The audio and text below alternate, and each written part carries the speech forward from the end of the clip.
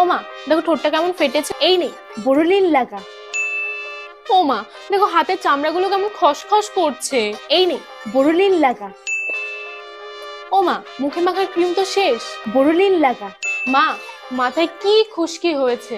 বোরোলিন বোরোলিন বোরোলিন বোরোলিন বোরোলিন লাগা।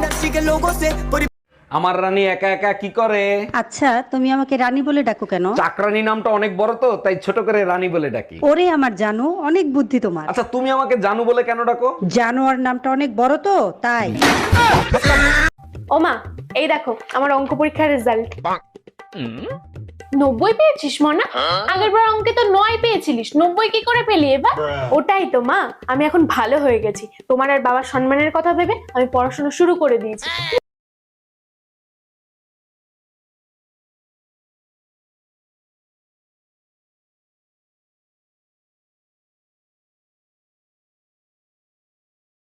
তুমি এত রোগা কেন? শরীরে মাংস কই? ফ্রিজে রেখে দিয়েছি যাতে নষ্ট না হয়। 100 বার করে বলেছি 10টার আগে রেডি হয়ে থাকতে, 11টা বেজে গেল এখনো সাজছ। পেটটা একটু ক্লিয়ার করে আসি, গাড়িতে বেরোলে আবার দিকদারি হবে। হ্যাঁ রাজুদা 10টার আগে তুমি গাড়ি নিয়ে চলে এসো, আমরা তার আগেই রেডি হয়ে থাকি। কি গো আমার ওই শার্টটা কোথায়? বাস আমার হয়ে গেছে, আমি রেডি। কি হলো তোমাদের এখনো সাজা গোজা হয়নি? কি গো এক কাপ চা দিয়ে যাও না। সব দরজা ভালো করে লাগানো হয়েছে, এখন শুধু এই জানলাটা বন্ধ করো। এই যে রাজুদা এসে গেছে, আর তোদের এখনো হলো না? তোরা মানুষ না পায়জামা? আরে রেডি হতে কি টাইম লাগে না? ও তার মানে তোমরা আজকে বেরোবে না তো? তোমরা থাকো, আমি চললাম। আমার আপনারই লাগবো। সকালবেলা নাস্তা না খেয়ে পান্তা ভাত খেতে পারবা? হ্যাঁ পারবো। লোকাল বাস উঠতে পারবা? হ্যাঁ পারবো। শপিং না করে থাকতে পারবা? হ্যাঁ পারবো। ঝগড়া না করে থাকতে? না ঝগড়া না করলে আমার পেটের ভাত হজম হয় না। ভাই বলতো রসুন রসুন বিয়ে করতে বসুন, ইয়ে। ভাই বলতো ফোর ফোর তুই হেডমাস্টারের জুতো চোর, ইয়ে। ভাই বলতো ডিজে ডিজে তোর প্যান্ট ভিজে, ইয়ে। ভাই বলতো আসি। না ভাই আমি বলবো না। ভাই বল না। না ভাই আমি আর বলবোই না। আরে ভাই বল না, এটাও তো খারাপ না তো। আচ্ছা আসি। হনুমান তোর মাসি, ইয়ে। ওর শরীরে আমার রক্ত বইছে, ওকে আমি ইঞ্জিনিয়ার বানাবো। ও আমার মেয়ে। ওকে আমি 10 মাস 10 দিন পেটে ধরেছি। ও আমার মেয়ে, ওকে আমি ডাক্তার বানাবো। ও আমার মেয়ে। ও আমার মেয়ে। ও আমার মেয়ে। বলছি তো আমার মেয়ে। বলছি তো আমার মেয়ে। হ্যালো সোনা, যে যাই বলুক আমি শুধু তোমার।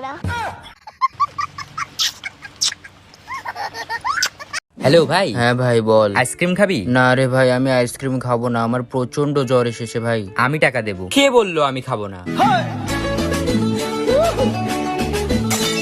মা আমি তো রান্না করে। তাহলে 2 পট চাল বহাই দে। আমি বাথরুমে। তাহলে বালতির মধ্যে কাপড় আছে ওটি ধুয়ে দে। তোরা মিছা কথা কইছিস মা, আমি দোকানে আসছি। তোর মাছ দেখা আইছে তো, একালে ডিম আর 2 প্যাকেট বিস্কুট নিয়া। আমি তো মরছি। लेकिन ये साला कर क्या रहा है यहाँ पे? তাহলে মা এক কাজ কর, তোর দাদার লগে দেখা কর। তোর দাদার লগে দেখা করে জিজ্ঞেস কর বন্ধের জমিনের দলিলটা কই রাখছে।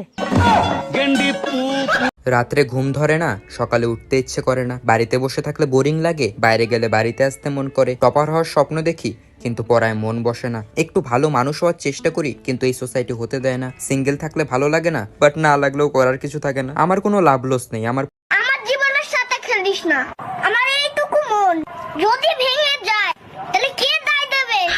তোর বাবা।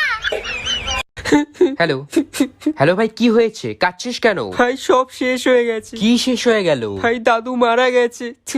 কি? হ্যাঁ ভাই তুই তাড়াতাড়ি চলে আয় আমাদের বাড়িতে। কিন্তু ভাই আমি তো যেতে পারবো না রে। কেন? আমার একটাও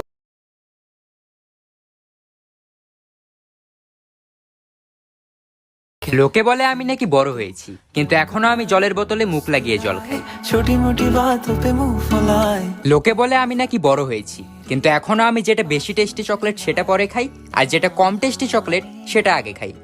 বান্সটা পরে খাবো। লোকে বলে আমি নাকি বড় হয়েছি, কিন্তু এখনো আমি আমার ভাই বোনের সাথে ছোটখাটো জিনিস নিয়ে ঝগড়া করি। এই কি হয়েছে? এটা আমার জায়গা, আমার জায়গা। এটা কোন নাম লেখা আছে? কোন নাম লেখা?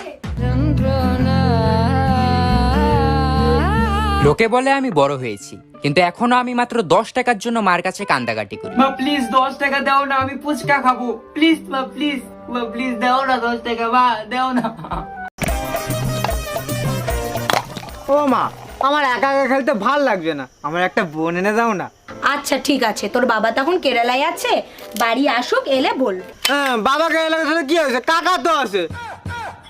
হ্যাঁ, আমি জানি না, আমার বোন লাগবে, আমার বোন লাগবে, আমার বোন লাগবে, আমার বোন লাগবে, আমি জানি না, আমার বোন লাগবে। দাও ফুচকা দাও। একটু ঝাল করে বানাবে। হ্যাঁ দাদা, ঝাল হয়নি, একটু বেশি করে ঝাল দাও। এটা জাল হয়নি, একটু জাল দাও।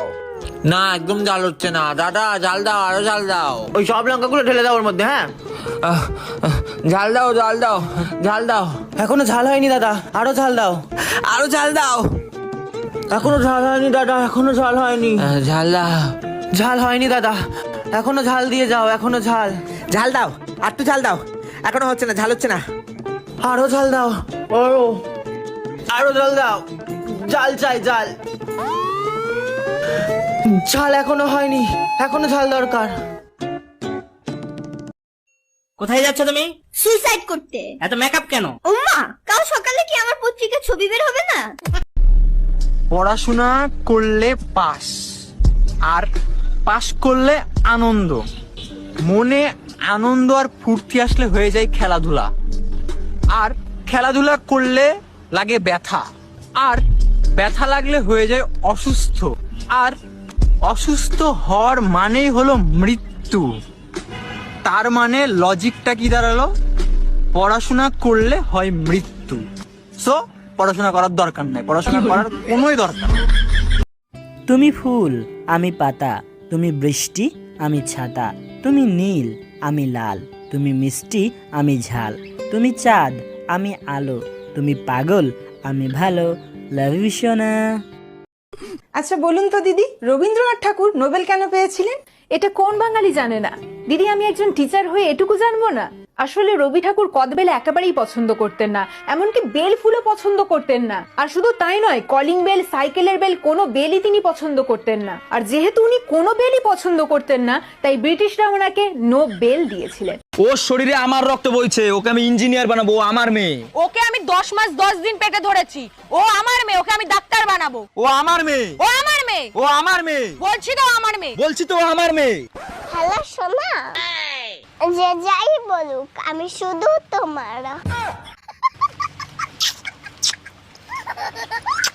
কাল থেকে আমি রোজ সকাল 5টায় উঠবো, উঠেই মেডিটেশন করব, তারপর স্নান করে ব্রেকফাস্ট করে আমি পড়াশোনা করব। কাল থেকে আমার একটা নতুন যাত্রা শুরু হবে। মা আমাকে আশীর্বাদ করো, কাল সকাল থেকে আমার একটা নতুন লাইফ শুরু হতে চলেছে।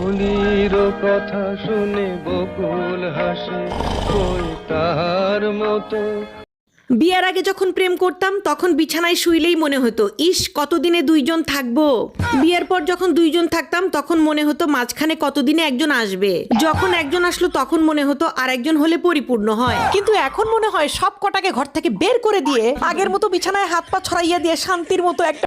মামা ফুচকা তো ভালো হয়েছে, কিন্তু ওয়াশরুম থেকে এসে কি ভালো করে হাত ধোন? দেখেন আপা, আমাগো কাজ থাকে সারাদিন জাল আর লাল মরিচ লইয়া, তো বাথরুম থেকে আসার পরে হাত ধুই কিনা জানি না, তবে বাথরুমে যাওয়ার সময় অবশ্যই হাতটা ধুইয়া যায় সাবান দিয়া।